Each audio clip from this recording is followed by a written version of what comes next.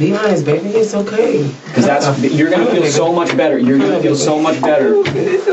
When they pull this GPS, will it show that you were at home in your bed, or will it show that you were somewhere else? That's the question that was asked. You don't know? This is some that's serious. You will kill my family. What am I supposed to do? Robert, you don't understand that you're just as guilty if you know who did it and you're not saying nothing. That's guilty by association. I don't know. Snitching on everybody. If I was gonna get charged, why did you make me stay? I said I don't know. My life is ruined. When the bodies of 3 teenagers were discovered over a period of several days in the same neighborhood in Marion County, Florida, the police didn't know what to think. This would set the tone for the rest of the case, as the emerging suspects all seemed intent on blaming each other. The identity of the alleged perpetrator, along with the motive for the heartless murders, turned out to be more alarming than anyone wanted to believe. The police first learned that something was terribly wrong just before midnight on March 30th, 2023, when they received this 911 call. There's a girl laying in front of my road and she's dying. Okay, is she awake? She's dying, I don't know. She's bleeding out of her head. She's gargling on her blood. You need to turn her on her side so she doesn't choke, okay? It doesn't matter what side? Like on what side? No, just turn her on her side so she doesn't choke on the blood, okay? Oh, God. Is she awake? No. Okay, is she breathing? She's breathing. Oh. Do you know how far they are? I don't have an ETA, but they are on the way, okay? Deputies from the Marion County Sheriff's Department arrived moments before the ambulance. While paramedics rushed to try to save the victim, the deputies tried to get a grasp on the chaotic scene. Within 5 minutes of the ambulance arriving, the victim was on her way to the nearest hospital. The Sheriff's Department was left to pick apart the seemingly inexplicable scene. She's not responsive? No, not responsive. No, there's no ID, no nothing. Young girl, older girl? Younger girl. Yeah, she was right there, and that's been moved. She was right there, right? Yeah. And there's blood everywhere. I was not expecting that. No. Well, I thought it was going to be BS, honestly. Yeah, I immediately thought she had got, like, hit by a car. And I seen the big, but I've never seen an exit wound in a head. Yeah. So I wasn't aware. Oh, yeah. She's laying down. It's all pulled out. I mean, it was... And she was still breathing? Rapid breathing. Yeah. But I don't know. Medic said she ain't gonna make it. Yeah, more than likely. I mean, if she did, that's wild. When police made contact with the 911 caller, they learned that he was just as confused about the situation as the deputies. He only became aware that something was amiss when he got a call from his neighbor across the street. You didn't hear nothing at all? She told me it sounded like someone crashed into my dumpster and then there was like 2 shots. The neighbor in question made her way over to talk to the deputies directly. Unfortunately, what she said only served to make the situation even more mysterious. So, around what time did you hear? You said it sounded like a gun, Yeah, it wasn't a loud gunshot. I would say about 20, 30 minutes ago. It wasn't a loud gunshot, but I heard about 4 or 5. And I kind of blew it off casually, and then I just looked out of my window because I did think it was strange with it, how late it was. And I saw the car run into the dumpster. Mm-hmm. And once I seen the car run into the dumpster, I stepped out my door, and I seen a man run out of the car down the road towards my yard, and I yelled at him, "What the fuck were you doing?" And then I seen him run back towards the car, take a minute, and I was calling him because it was his dumpster, and I seen him skirt off into the neighborhood. Did you see if anybody was in? Was it only one? Was there I several only people? seen one person running, and it was a male. It had a male figure, had a hat on.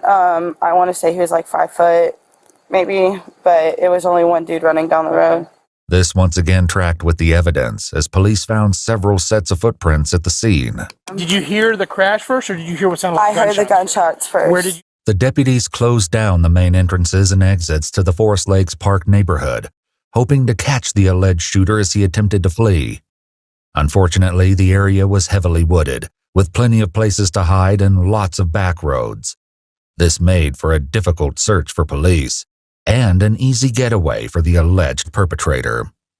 Meanwhile, the hospital where the victim was being treated was able to provide some help in that regard. They identified the girl as 16-year-old Layla Silvernail. Her grandparents, who were her legal guardians, were understandably distraught. Detectives first made contact with her grandfather, Kenneth. Layla was found, she was apparently with a gunshot wound, and she was taken to the hospital. So that's part of the reason why we came here, was to let you know about her status, but we also wanted to know any information that you had about who she was with yesterday, who she hanged out with. What's she in the hospital for? She had a gunshot wound. Huh? She was shot. You're kidding. No, that's what I told you when This is what I've been trying to tell her. You're hanging around with a crew. Kenneth hurried to the back of the house to get his wife, Lisa. Shot! What? Layla's grandmother only seemed to become more distressed when the detectives tried to ask her questions. Lisa, come here.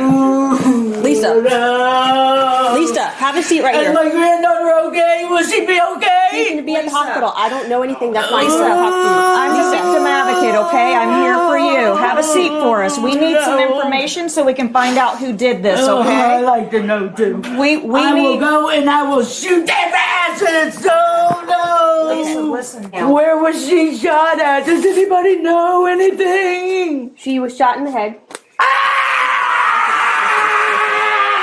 Listen, that's all we have right now, okay? This can't be happening. This can't be happening. The situation was actually more horrifying than Lisa knew. Early on March 31st, the morning after the shooting, the police stumbled upon the last thing they were expecting. Just blocks away from the crime scene where Layla was found, police discovered a second victim, also suffering from a gunshot wound. There was little doubt that the two cases were connected, which made the search for the shooter all the more urgent.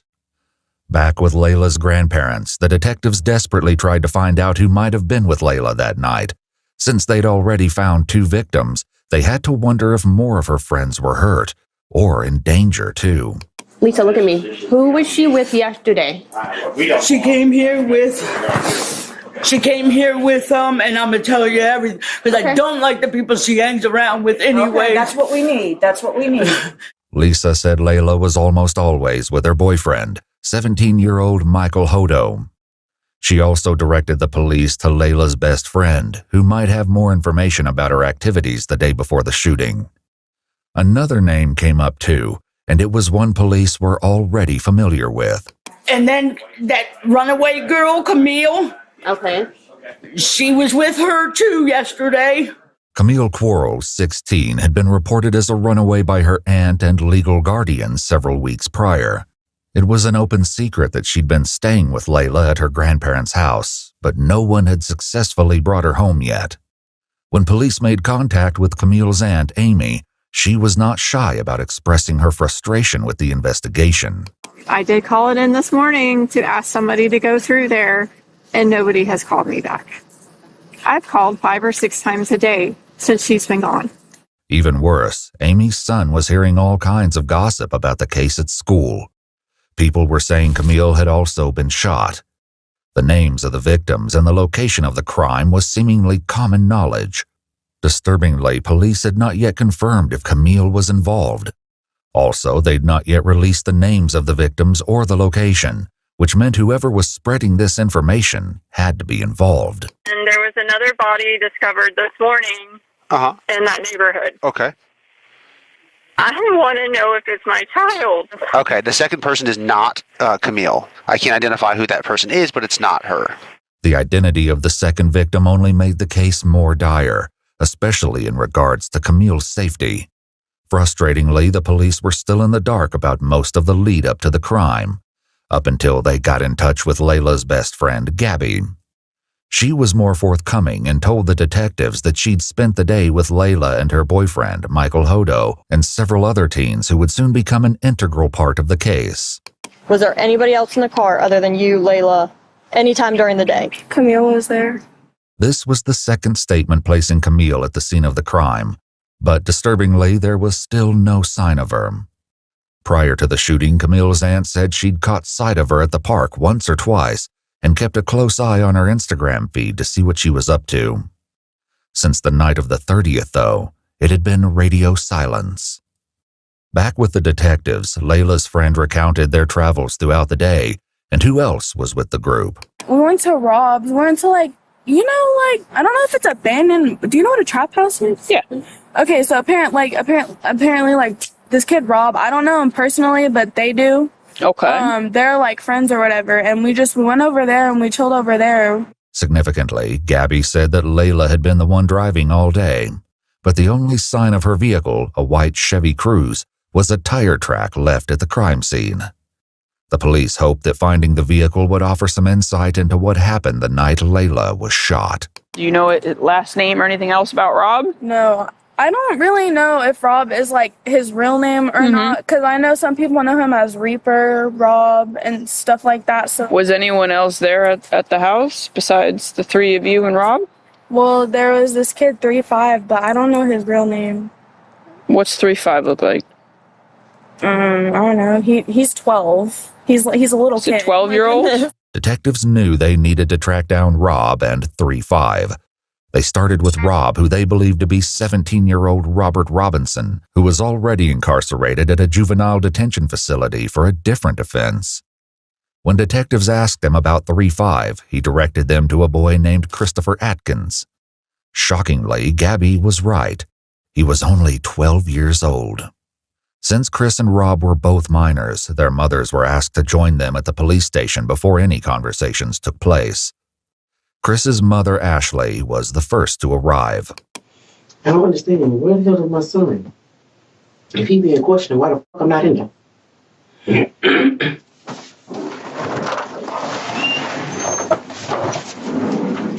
What state is that on? Where's my son? He's in the other room right here. They're talking to him? Not yet, no. They're all getting their stuff together. It seemed she wasn't convinced they weren't already questioning him, because Ashley did her best to hear what was going on in the other room.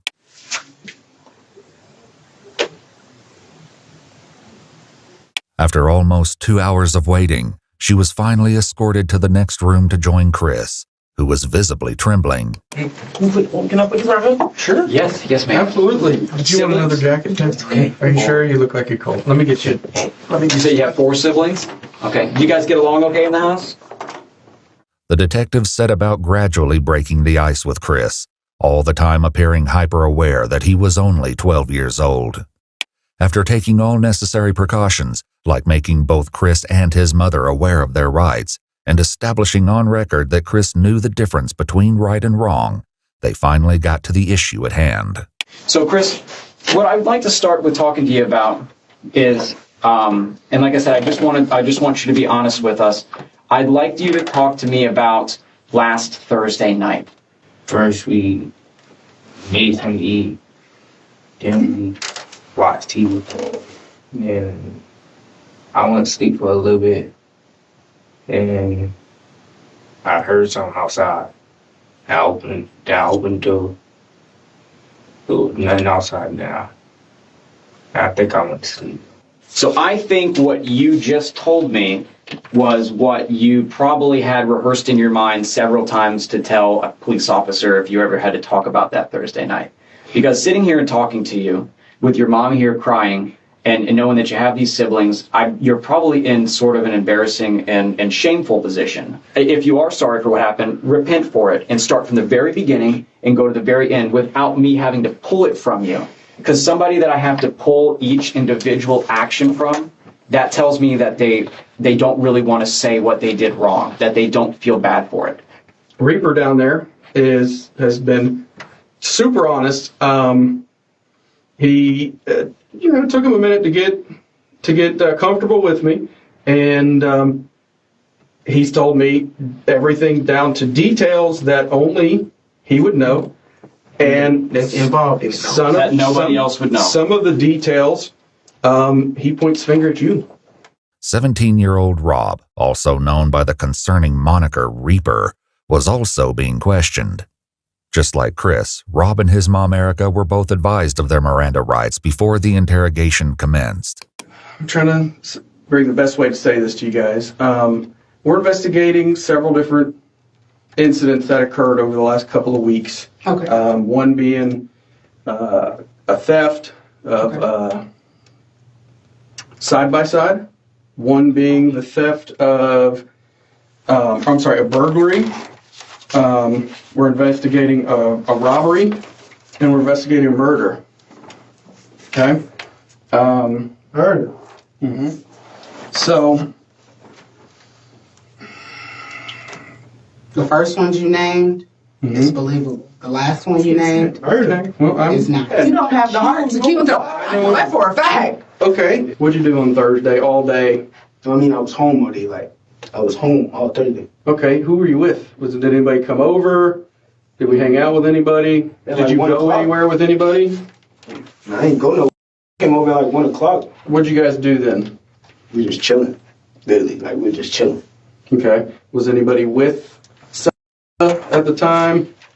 How did he get to your house? Things like that? Supposed to drove to my house. It was him, Landon, Layla, and there was another girl with them. I don't know her name. Sosa was a nickname that Layla's boyfriend, 17-year-old Michael, used. Michael's father had last seen him about 6:30 last night, around the same time Gabby said she parted ways with the group. Landon was another local boy who police determined didn't know anything that would aid the investigation.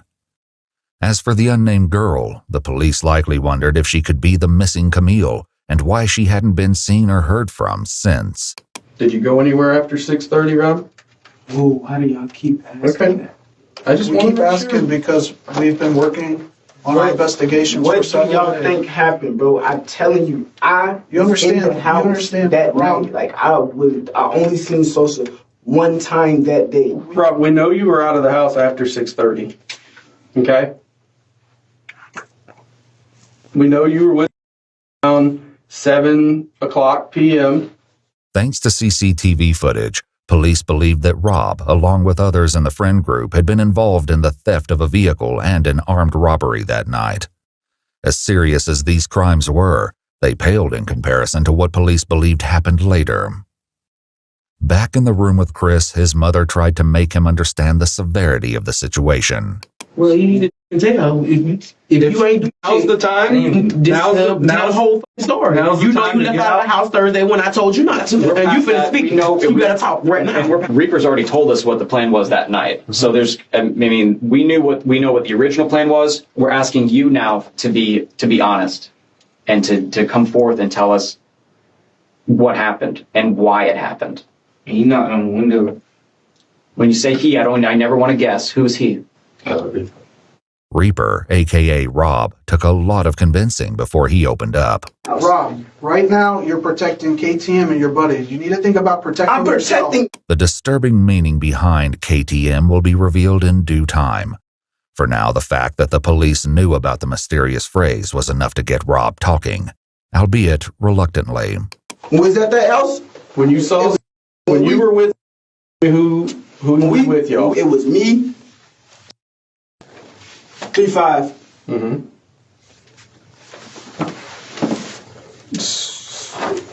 Layla was there. And that was it.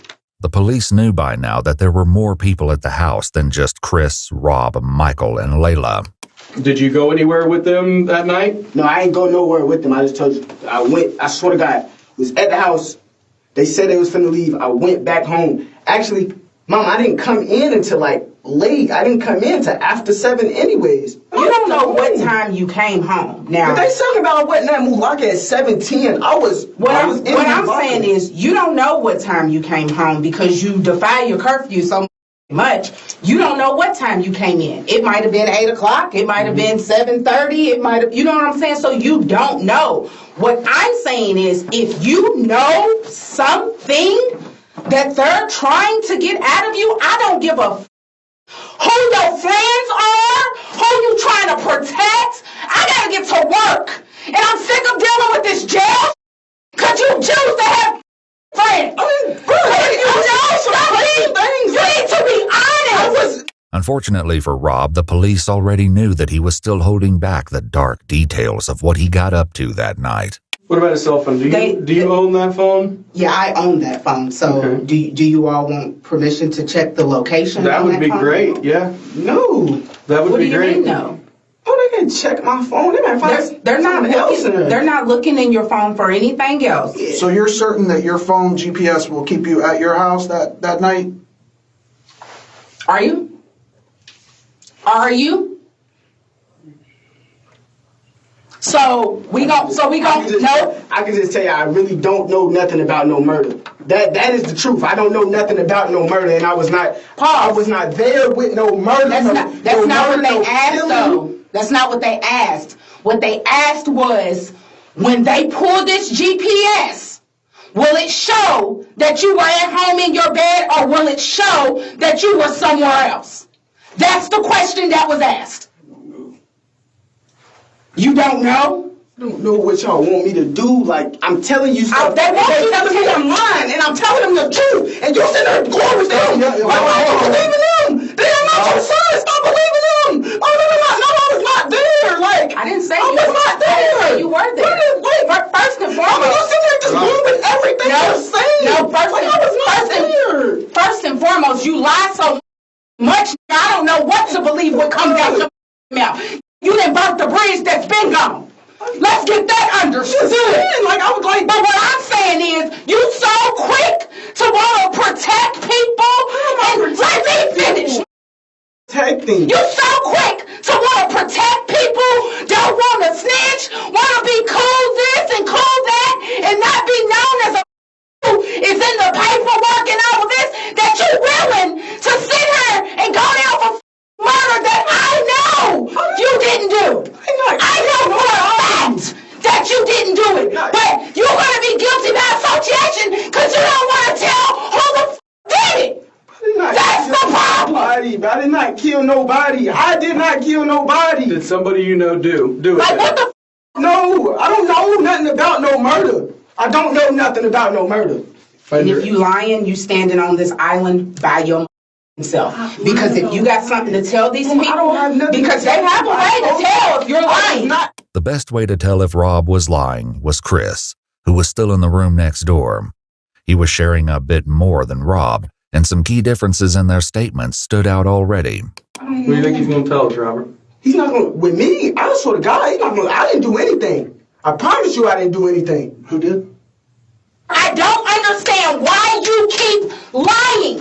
And then you go back. It's going to be a snitch. And it doesn't matter. Kill me. It don't matter. If it's a snitch and I will die. This is not no joke. You would die. Like, you would die for snitching out here. People die for that. Real talk. Mama, people get popped and killed for snitching. We're talking about life sentences here. Right. And this is like really just listen. Your actions and the people you choose to hang with and all of this I didn't kill anybody. Is slowly killing me. I should just pause. Let me talk. I'm supposed to be at work right now. I just took a promotion. I can't keep missing work. All the that you are doing, or the people you hang with, or just any of that. Like, I don't know if you know or not, but they threatening me with contempt of court because I don't come to none of your court stuff for the other shit you got going on. I make sure you get there, but I cannot keep missing work. And you sitting here in my face telling me that you don't want to snitch because your life is they gonna kill you. Pause. You don't know. It wasn't me. I didn't say kill nobody. They trying to give me a life sentence. I didn't say that you killed anyone. Robert, you don't understand that you're just as guilty if you know who did it and you're not saying nothing. That's guilty by association. Like, what part of that is not clicking for you? If you know who killed these kids, then you need to tell him. Some part of this tirade must have made an impression, because at long last, Rob shared his version of events. Taj killed all three of them. Okay. Tell me about it. Were you there? What the whole story? Were you there? The whole story. Let him talk. Tell me the whole story. Rob just mentioned 3 victims, but the detectives had so far only asked him about 2. Not only did this grab their attention, but they likely suspected that the Taj that Rob mentioned was 16-year-old Taj Bruton, with whom they were already acquainted due to previous cases. Unfortunately, this didn't mean they knew where to find him. Several weeks earlier, Taj cut off his ankle monitor and went on the run. The detectives would focus on this after they got more of the story from Chris, who picked up the story after he said Rob, aka Reaper, knocked on his window. Okay, Reaper knocks on the window. He knocks on the window. He said, "Come on, we finna go see some girls or something." Then we went out. And this girl and the boy, they just, I don't know what. This girl and the boy. Describe. From Rob's statement, the police believed this had to be Michael and Layla. He made no mention of Camille, however, even when he explained where everyone was sitting in Layla's car. The seating arrangement would be crucial later. Layla was driving, Michael was in the passenger seat, while Chris and Rob were in the back seat. But they weren't alone. Then somebody came in the car, I don't know what his name. It was like somebody in all black. Okay. And how does this person look? I know you said he's wearing dark colored clothes, right? I heard you say that. Ski mask on too, yeah. I'm telling you what, if somebody got in the car wearing a ski mask, I'd be like, what is going on? But that didn't appear to be Chris's response, and the detectives likely had a horrible inkling as to why. Yeah, I looked at Rob, I was like, I thought we were going to see some girls. He's like, yeah. I was like, oh, all right. And then we kept driving again. Throughout his interrogation, Chris would only refer to the man in the ski mask as the X-Man. Luckily, Rob had already revealed the identity of their companion. We pick up Taj. As soon as Taj came out, that was the first thing he told me, like, we knocking on. We knocking on. I was like, nah, but I ain't even trying to do all that. It took a little more persuading, but Rob eventually told the police that they could find Taj at his girlfriend's house. They picked him up and brought him to the station after they finished talking to Chris and Rob. But instead of clearing up the questions detectives had, Taj made everything more confusing. He said everything was Rob's idea. I'm sitting right next to him. And he whispered in my ear, he was like, bro, I'm finna rob these tonight, bro. I look at him like, what you mean you finna rob these tonight? He's like, bro, so saying Layla, but they got a pound of weed, they got some money, bro. And if they don't go for it, I'm gonna kill them. That's exactly how he said. At this point, I'm frantic. I can't, if I tell Sosa, right, Rob's sitting right next to me, so therefore he's gonna shoot me. So I'm sitting here, I'm scared as hell, so I'm like, I ain't got no choice but to just sit here and it is what it is. Rob told detectives that it was the other way around. It was so random. Like, he just said he wanted to knock him off. I'm not thinking he's serious, though. At the time, when he first said it, if you would have seen his face, he was laughing. If I would have really thought he was finna kill me, I wouldn't have got back in that car. I would have stayed right there and called my mom and be like, can you come get me? I didn't think he was serious until when the car started slowing down and I seen him up the gun. Rob said that Taj did this because he wanted to take Michael's firearm. Over in Chris's interrogation room, his story aligned with Rob's, for now. What triggered him to just start shooting? I'm trying to figure out. It's something in between that you're not saying. Because I think the person that, the white guy, I think they said he had a lot of money or something. Oh, so it was set up as a robbery. Okay, now we're getting somewhere. Okay. So they were setting up to rob the man. Did Reaper mention that to you, that something was going to be set up or anything? He didn't even know. All I heard was power. Then I thought somebody was shooting at us, so I hopped out the car and ran. I'm looking. Boom! Boom! Once again, Taj's version was a little different. 3-5 shot at Sosa. Boom. Layla got shot by Rob because that was diagonal. It was crazy as fuck. Just like that. It took 2 shots. It wasn't no more than that. It took 2 shots to kill both of them. The police knew at least part of this was true. Who shot who was yet to be determined. But tragically, they'd confirmed the second victim as Layla's boyfriend, Michael Hodo. He was in the grass by the side of the road, just blocks away from Layla. He was deceased when police found him. Michael's father had a heartbreaking reaction when he found out that his son would not be coming home. My son's dead, isn't he? I'm sorry to be the one to tell you. No! Oh my God! No! Can they come back out here and help? We have to talk. We have to find this out. Who's to find us? This is to go find out who did this to him. I'll find him when I go and kill him. Oh my God! I love baby boy. While Michael's family reeled from the devastating news, Chris continued with his upsetting story about Michael's final moments. And you said he shot this white guy first? Yeah, the white guy was like sitting like this, and like. Where'd he shoot him at? Like right here. And the gun was pressed up against his head? Is that what you're? I think it was like. Okay. And then, what about the white girl that's driving? Tell me about that. He turned the gun and shot her. Where'd he shoot her at? I don't know. Rob agreed, which would soon become increasingly rare. Where did he shoot Layla?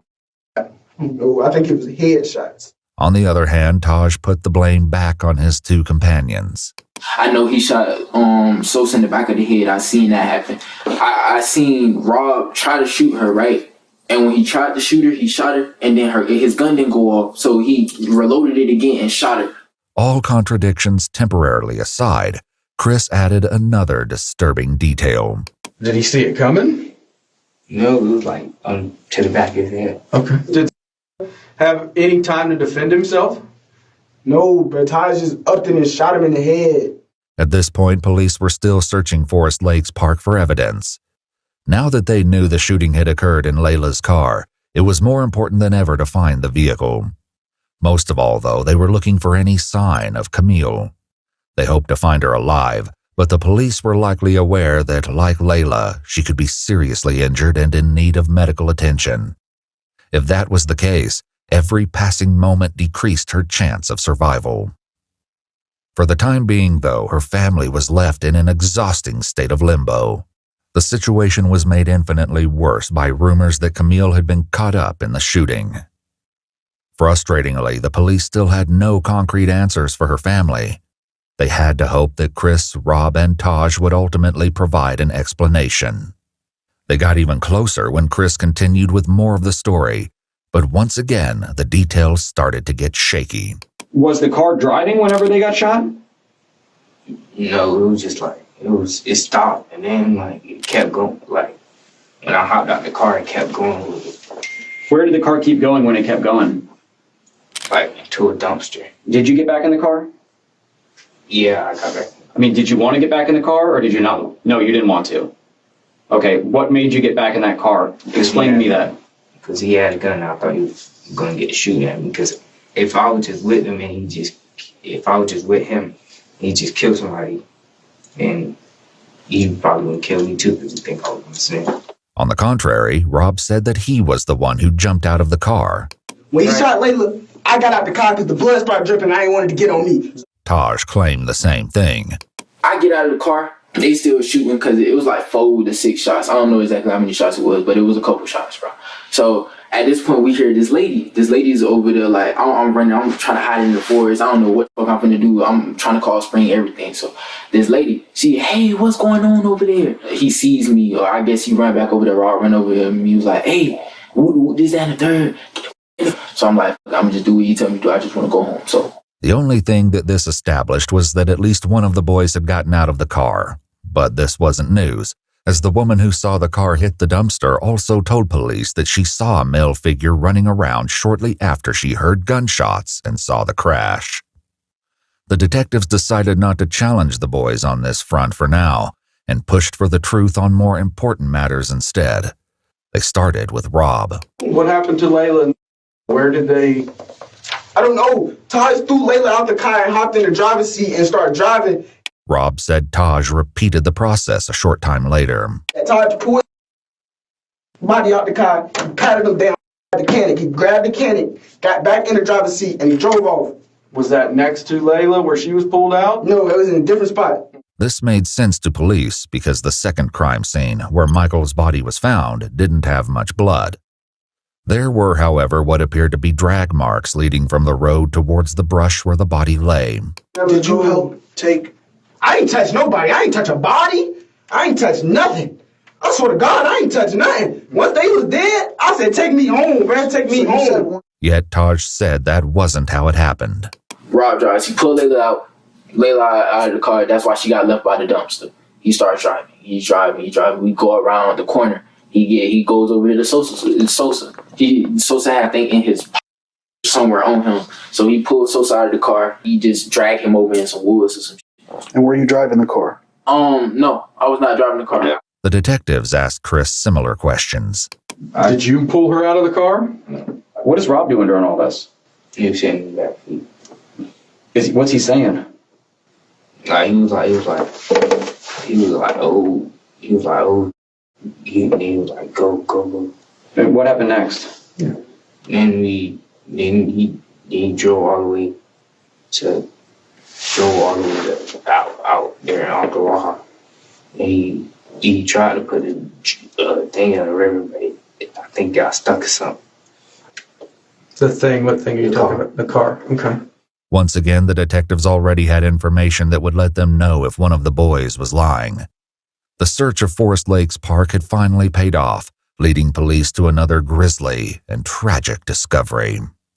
Taj picked up the story again to tell his version of what they did with Layla's car. We get over here to this lake. It's dark as hell. 3-5 get out of the car. He got out of the car. Rob tells him, hey, start wiping everything down. So he started wiping everything down. He's wiping everything down. The door handles everything. He's wiping everything down. So after he started wiping everything down, Rob takes Layla's phone or Aunt Sosa's phone or whoever phones he found in that bit, throw him in the lake, throw him in the lake. The lake in question turned out to be 5.5 miles or 8.8 kilometers outside Forest Lakes Park, but police had no question that this was the scene they were looking for. When they dredged the lake, they recovered the 2 phones from the water, which were determined to be Michael and Layla's. But this wasn't the only evidence they found. Taj attempted to explain what was found as he continued his story, starring Rob as the mastermind of the crime. He tell 3-5, get in the car, drive the car into the lake, for whatever reason. When the detectives asked Chris, though, he said he was nowhere near the car at that point. Were you in the car when it was going in the river? Or? Yeah, I was out the car. I was trying to run back to my house. You were out of the car. What was Rob doing? I don't know. I left. I was running back to my house. What did he say he did with the car after that then? I didn't ask all of that. I didn't ask that. What about the guns that were used? I don't know where those at either. Oh, it's barely in the lake. Okay. Like when he drive, it might be the 2 front tires in the lake. It might be a little bit more of the hood, but the back of the car, all that is still out of the lake. That was exactly how the police discovered the car. What they found inside was more gruesome than they had ever anticipated. Back with Chris, he continued his tale. Describe to me the clothes that you were wearing that night when all these bad things happened. What happened to them? They wanted us to burn them. Who wanted you to burn them? Did you have blood or something on them? No. Are you sure? I don't think so. Like Detective Bender said, we processed that car front to back, top to bottom, bottom to top 3 times. 3 days worth of actual forensic work, several forensic people. I don't think you could have sat anywhere in that car and not got blood on you. I think it was something on my shoe. I'm standing over here scared as like I think it's blood all over me, but it's dark, so I don't know. But I think it's blood all over me. Rob said burning the clothes was all Taj. Taj, of course, said it was Rob. Regardless of who had the idea, the police found the remains of clothing in a burn pile in the forest, including pieces of shoes, sweatpants, and sweatshirts. However, this was not the only clothing item the police discovered intact. Chris's shoes, which he described as Nike slides, were found discarded in the bushes, and a single glove was found near Michael's body. Another was found near the lake. The police asked Taj about this. So were you wearing gloves at this time? Yes, I was wearing gloves because, like I said, I was supposed to go pee. And what about Rob? Rob was wearing gloves too. Yes, Rob was wearing gloves. Taj revealed that the original plan was for the group to go car hopping that night, which was why he was wearing gloves and a ski mask. But police had to wonder if there was a far darker reason the boys brought these items. For now, the detectives wrapped up the conversation with Rob. Do you feel a little better now that you were honest? Did you need to get that off your chest? Worse. Now I feel like I just snitched on everybody and The detective stepped out, but little did Rob know that his night at the police station was far from over. There was a lot more that he needed to fess up to, but for now, he was left alone with his mother. I charge you Because you were there and you didn't come forward. Did come forward. I'm talking about when it happened. I just told him everything. I'm just letting you know, Rob. You don't I'm understand. gonna get charged for murder. Mama, I was the one that was snitching on everybody. If I was gonna get charged, why did you make me stay? I said I don't know. What's the point of snitching? We're gonna ask you to step out now.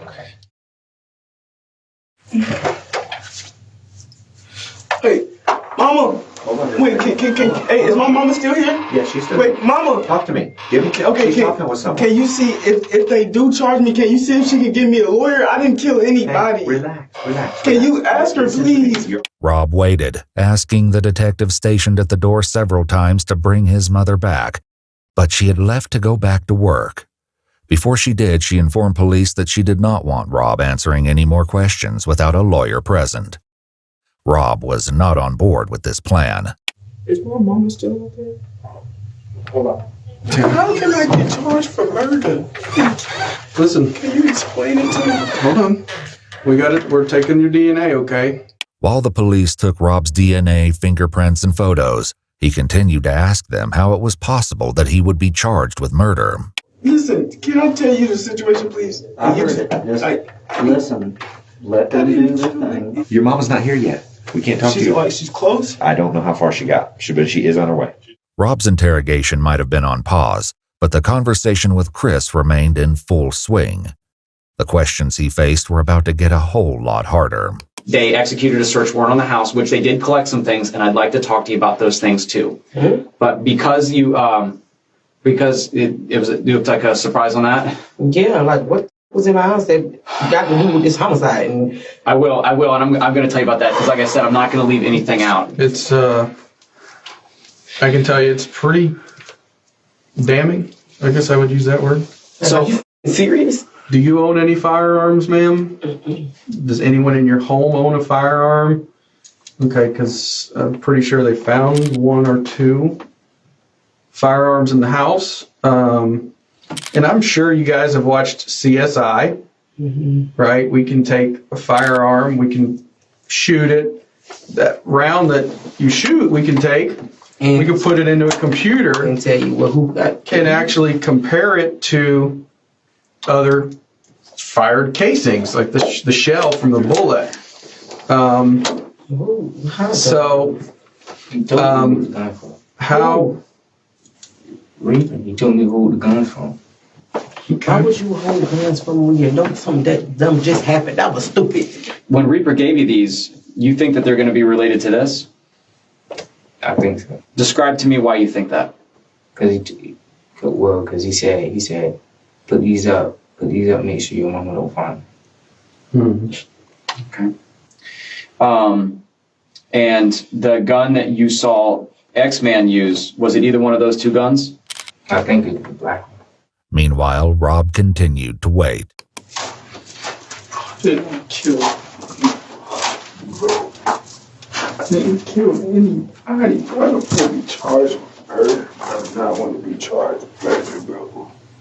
Eventually, the detectives did come back to speak with him, since he was insistent on saying more, even though his mother did not return to the station. All right, so, I explained to you what your mom said on the phone, right? She didn't want us to ask you any more questions about a lawyer presence. And you reapproached me a couple times, and you said that you wanted to discuss some stuff further, right?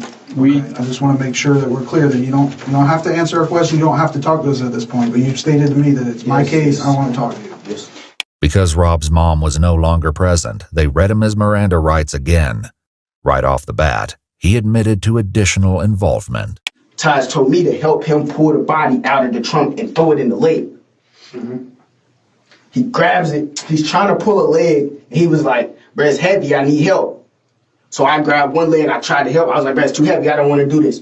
Put the thing down. Left the girl in the trunk because I told him I didn't want to help him. Rob went on to tell a long, rambling tale about selling his gun the day before the crimes took place.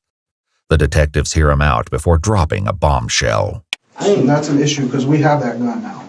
No, that's not. It was at 3-5's house. You said you sold it. I did. That's not my gun. That one's not mine. That's not the my same gun. In addition to this, the police strongly suspected Rob had stolen the firearm. You may be telling the truth that you didn't pull a trigger, but you knew this was going to happen. You knew it was going to happen. I did not know this. The detectives had a similar exchange with Taj. We've sent some of the casings off to be examined already. It's not back, I'll tell you that. Otherwise, we would probably be having this conversation. That those casings aren't going to come back, like he said, to a third gun. To a third gun, they shouldn't. Multiple casings were found at all 3 crime scenes, but especially near the car at the lake. Even if the boys weren't budging on the issue of who shot who, lab tests would reveal the truth in due time. In the meantime, the detectives brought up something 2 of the boys in particular were probably dreading. Let's talk about the trunk of that car. You looking at the trunk? There's another part that we haven't talked about. Trunk? Mm-hmm. It was a girl in the trunk. And he told me to open the trunk, and he shot her. Where did he tell you to open the trunk from? Are you serious right now? He told me to open the trunk from the inside, like the inside. Okay. And whenever you pulled that open, tell me about what you saw in there. All I seen was luggage, and then he said move, and then he shot. Okay. You said all you saw was luggage? Luggage and it was like a girl. And what part of her body could you see? Could you see her feet, or her hair, her hand? Describe to me I seen hair. I did not even know it was another person in the trunk at all. Okay. So you just riding around and she's just in there? Yeah. I mean, we rode around like that before, though. Just because there ain't no room for all the people? Just because there ain't no room for all the people. When you go to open up that seat, what were you thinking in your head? Like, what am I gonna do? I don't know what to do. I was confused. I was like, I was thinking like there's a person back there. Did this person say something? Describe to me what you heard whenever you opened that seat up.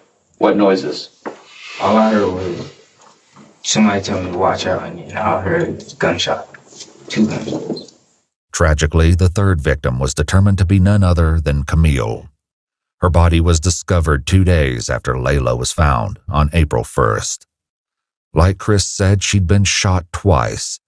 The location of her wounds indicated that her death had been no accident. It was highly unlikely that Camille had been shot once in the back and once in the head by chance. As soon as she was identified, law enforcement made contact with her aunt, Amy, for a difficult conversation. So you probably know why we're here, where we've been investigating the incident that happened Friday involving Layla and the other individual that was found deceased. You know, it took us a little while because we couldn't positively identify her, so it took us a little while. But, you know, we're certain that it's Camille that is now deceased. Probably to detective surprise, Amy remained stoic. As it turned out, she already knew Camille was deceased. The grandpa of Layla actually came to my house when I found your card, telling me that Camille was deceased, and how are you doing is what he told me. They were talking about Camille it at the hospital that Camille was deceased already. I had a mother call me at midnight last night that, my phone has not stopped. While Amy tried to come to terms with the loss of her niece, the detectives at the police station asked Chris more about the specifics of Camille's murder. What happened after he shot her? He closed it, and we left. How many times did he shoot her? Yeah, that's what we're gonna. I think once, twice. Well, what is it? One twice. Twice? Okay. Do you know what part of her body he shot her? No, when I opened it, he heard everything, so I looked away.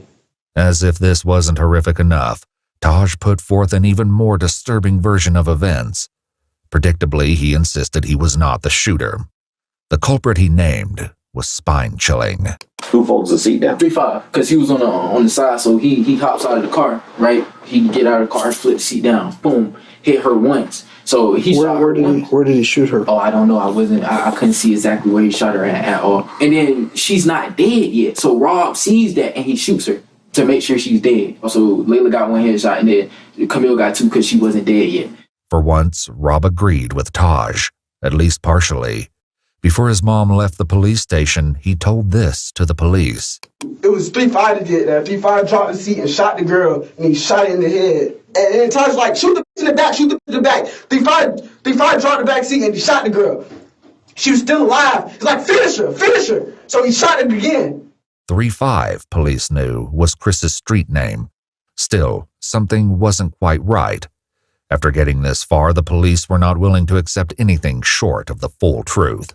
Now, Reaper, Rob, there's a lot of similarities that are overlapping here, but there's definitely a discrepancy that Rob told us about what happened to the person in the trunk. So they're trying to make him the shooter, right?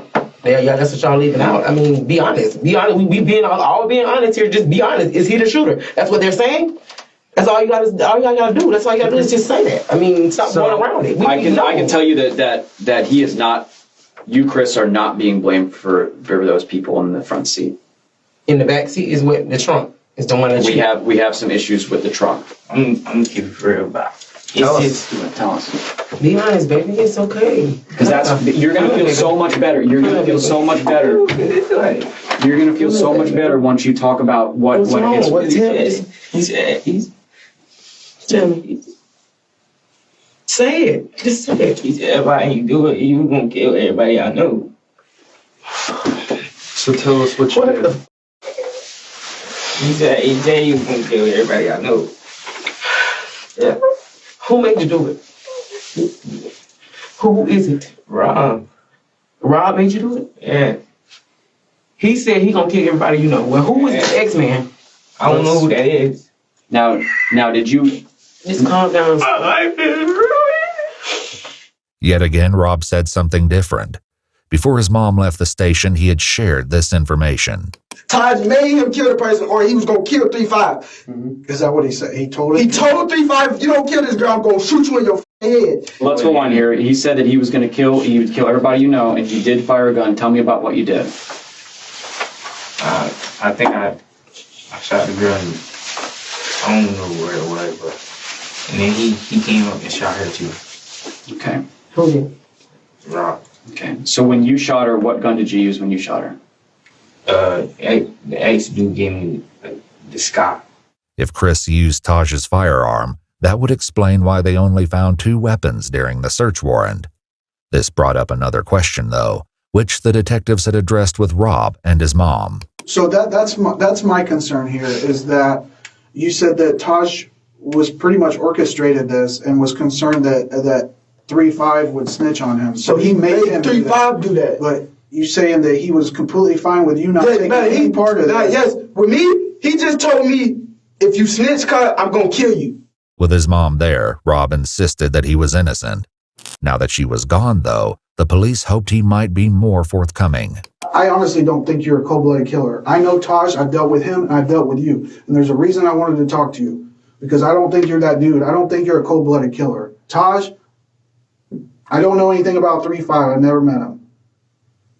But I'm telling you that when the evidence says that you were there and that you shot someone, there is no explaining that. Evidence is going to tell you that I'm there, but all I can tell you is that I didn't shoot nobody. Did you shoot Layla? No.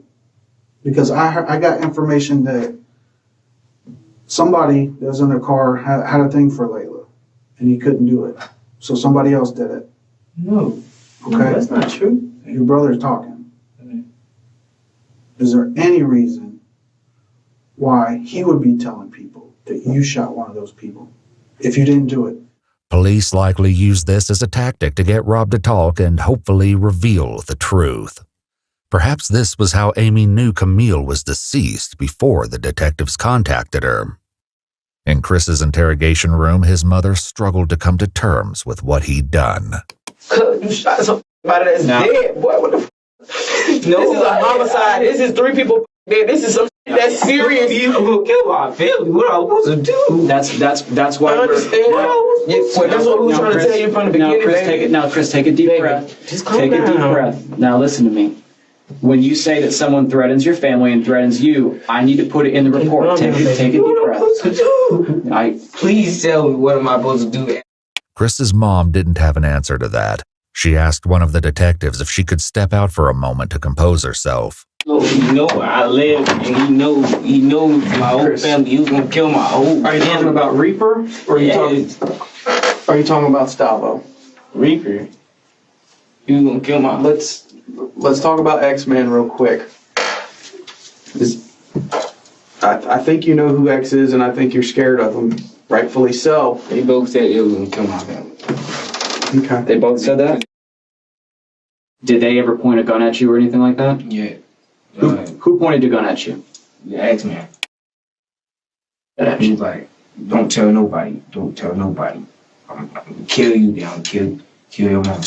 Rob also told the detectives that he and Chris were in serious danger at the time of the crime. Let me tell you something about Taj. Taj tell you he finna do something, and you decide not to do it with him, then I probably would have died with them. So were you afraid of Taj that night? Because if I did not do what Taj wanted me to do, I would have died that night with them. Taj is that bad a dude? Bro, Taj, on the other hand, claimed Rob always planned to let him take the blame. If anything, if one of us go down to anything, and Taj, it was you. You did it. Everything. You did it. Legit. You shot everybody in the car. It was not me. If he got caught up, then then he was gonna go find my mama. The whole night I did not have a gun.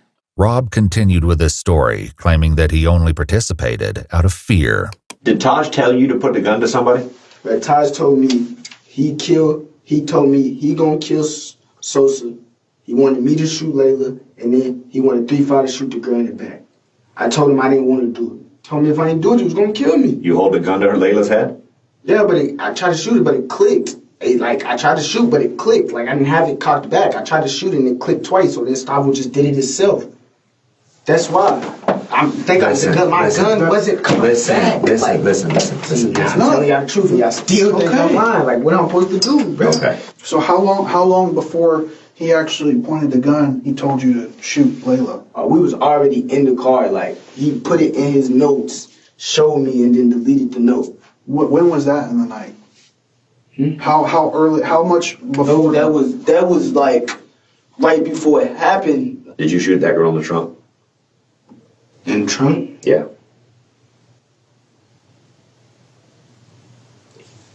Like I said, I wasn't there. 3-5 shot that girl in the trunk. Still, the police suspected something was being left out. Was she still moving after you shot her? He said she was still breathing or something. Mm-hmm. Who said that, X-Man or Rob? Did you shoot the girl once, or did you shoot her twice? I mean, it doesn't matter at this point. I shot her once, and he shot her again. Chris was talking about Rob. Thankfully, the police were finally getting somewhere with him, too. You shot her once. How many times you shoot her? Once. You shot her once? Where'd you shoot her? I don't know. Yeah, you do. There ain't no question. There ain't no question where she was shot. You talk about one end to the other. Where'd you shoot her? Just shot, bro. I seen her and I shot. Why?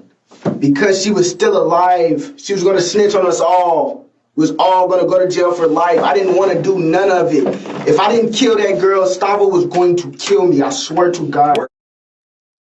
I'm looking at her in her eyes. She's dead. Finally, the truth came out.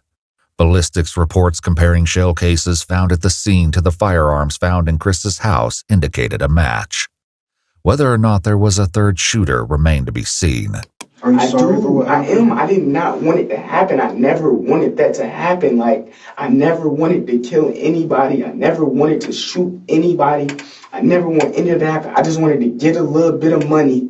The detectives made one last effort with Taj. People already ended up dead because of you guys' craziness. No, not my craziness. It's not my craziness. Were you going to rob them and it was like either you had to do what you had to do or a finger slipped and it scared everybody in the car and then it's too late at that point. Yeah, I feel you, but that makes more sense than the story that they're telling that you planned to kill these people.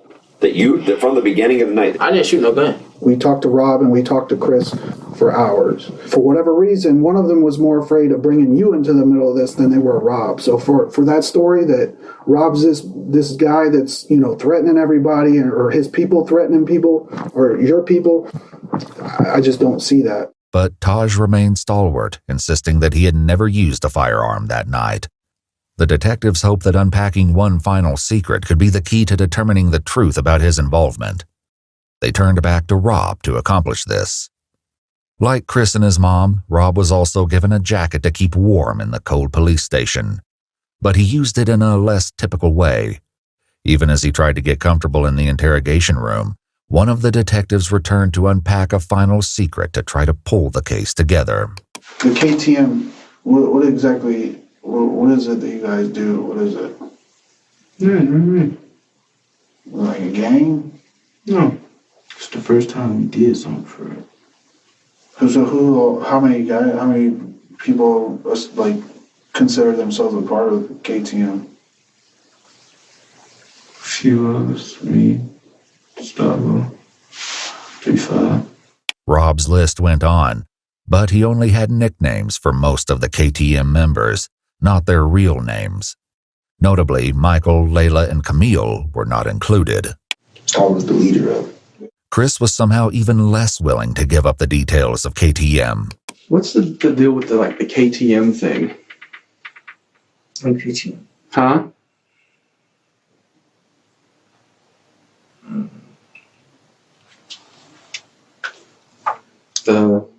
I know Reaper has the tattoo. What does it mean?